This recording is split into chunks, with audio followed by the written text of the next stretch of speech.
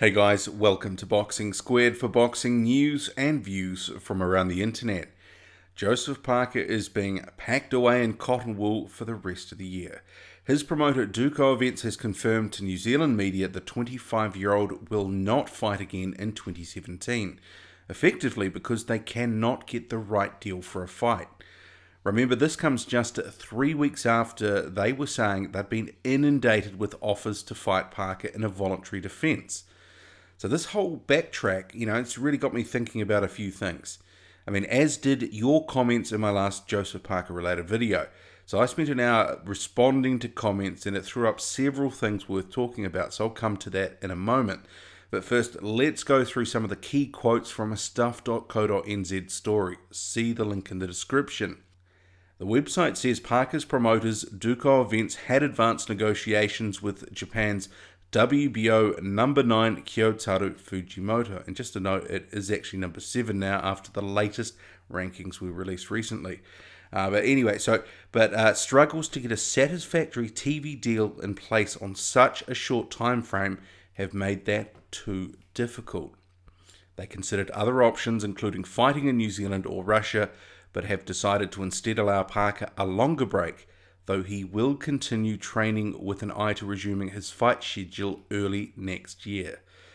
Duco boss David Higgins, he is quoted as saying, "The Japanese were very good and solid. They were very respectful and real in their wish to stage a fight there, but their feedback in sounding out their broadcasters and sponsors was that because Fujimoto's profile is still building there, and boxing hasn't really been big since Buster Douglas beat Mike Tyson there, they couldn't quite put enough money on the table. Heading to Russia to take on Alexander Povetkin also had obstacles.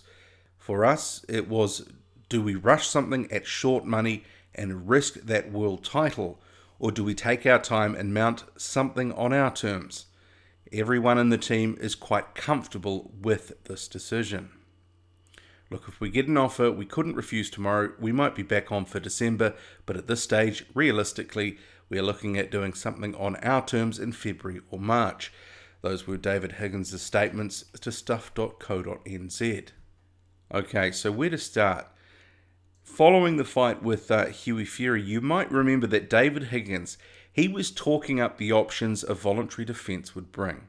The world was their oyster, he said, and offers from as far away as Japan were being considered.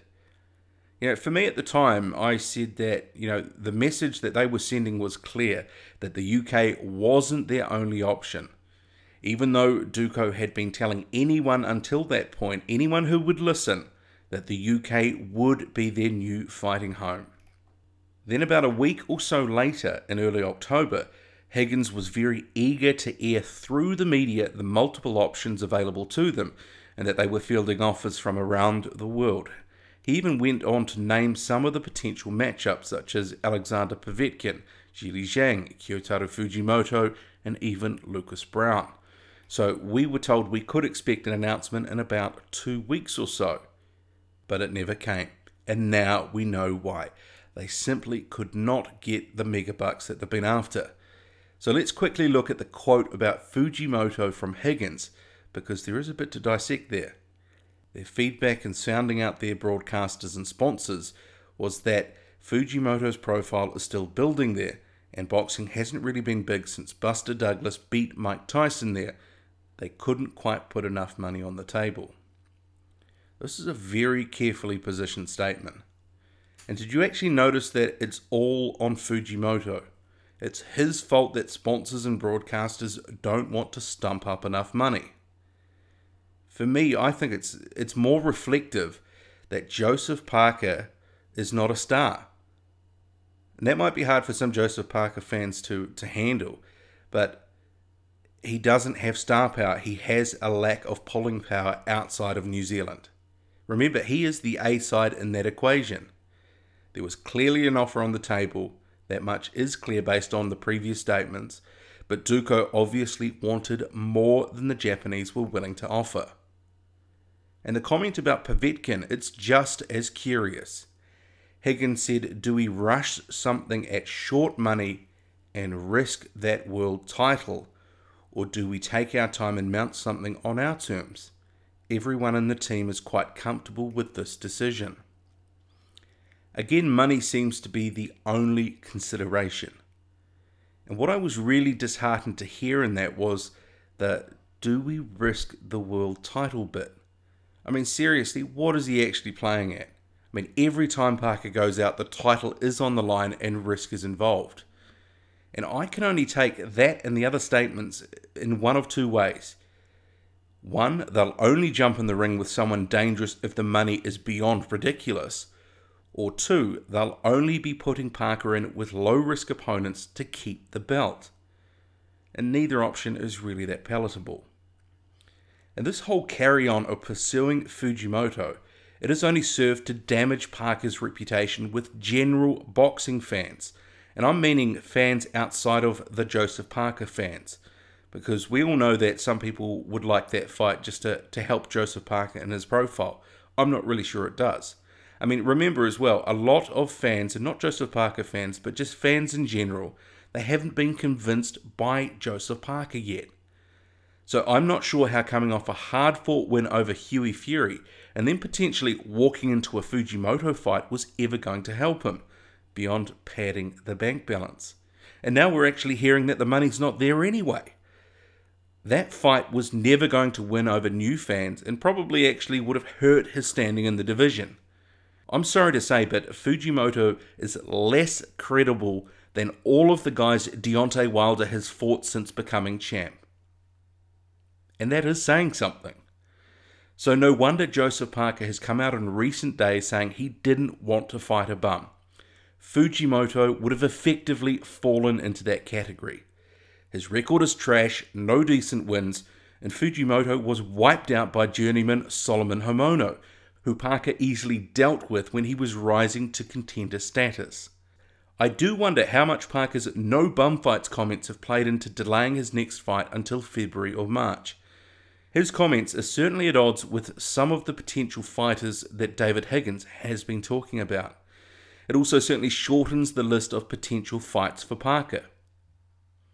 But coming back to the money thing briefly, we've now heard that money is not right for the Fujimoto fight, it's not right for the Povetkin fight, and a 20% cut for an Anthony Joshua fight is not enough. It certainly for me does raise the possibility, are Higgins and co overvaluing Parker's current worth? They obviously have certain expectations which haven't been met, and now they've pulled back from having a December fight because the right offer has not been received. Parker and Higgins have both been quoted as well as saying promoters have been trying to lowball them. But if every offer is a lowball, does it actually mean that they are just overvaluing Parker? And just playing devil's advocate here, we've got a young and somewhat inexperienced champion who's coming off a number of unconvincing performances and could only fill 1/3 of a 23,000 seat indoor stadium for his most recent fight. You might say I'm painting an unfair picture, but in reality, is it wrong? Sure, a voluntary defence is an opportunity to showcase Parker in a better style matchup or a tailor-made opponent, but it makes sense that rival promoters of fringe contenders would not be wanting to throw bucket loads of cash at a fight their fighter is more than likely to lose. And I can see why a Povetkin offer would not be through the roof.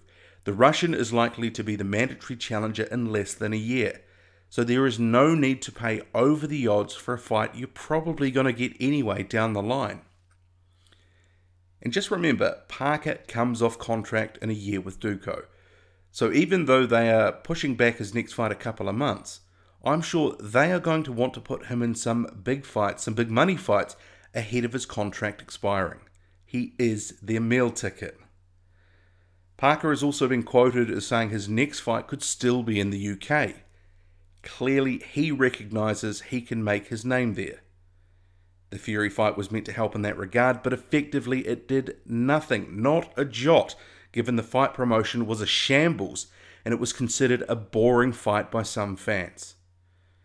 Parker really needs a reset fight in the UK to kick-start his profile. But that more than likely means dealing with Eddie Hearn, who has slowly cornered the heavyweight market with Anthony Joshua, Dillian White, Tony Bellew, Derek Chisora, and even David Allen.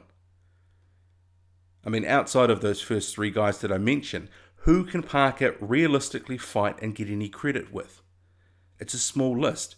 David Haye, Hughie Fury, and Tyson Fury.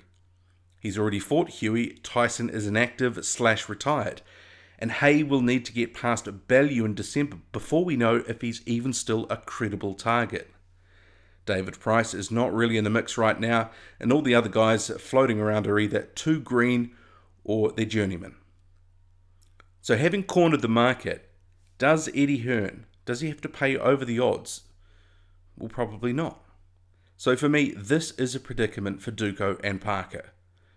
If they want one of Hearn's fighters, they might have to accept less than they really want to. And if only just to help build his profile and to raise his stock with fans.